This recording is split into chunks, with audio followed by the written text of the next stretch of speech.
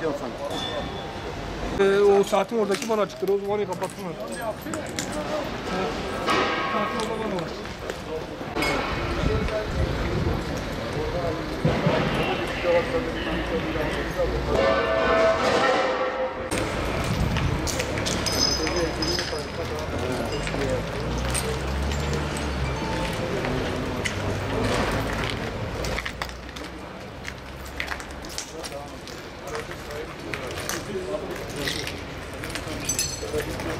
Bir araç daha var.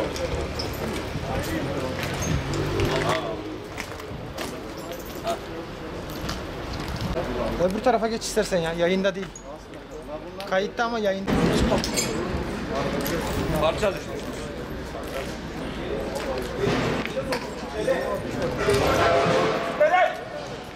Götünüze tutun! Biz organizasyon alternatif. Olay yeri.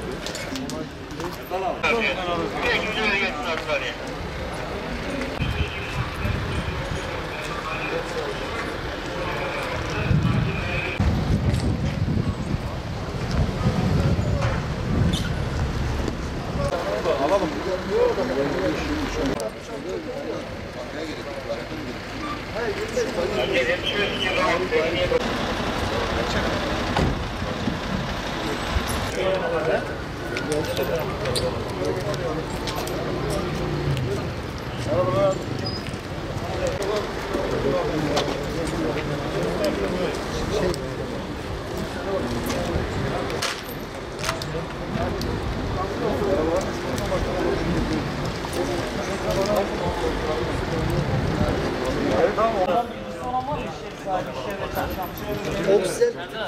Abdurrahman, üçü Suriyeli abi. Bunların soyadı bilinmiyor.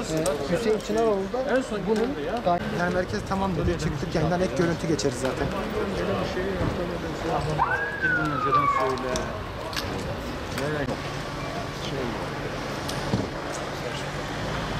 Bir şey söyle. Dikkate alın. Hep şeyler.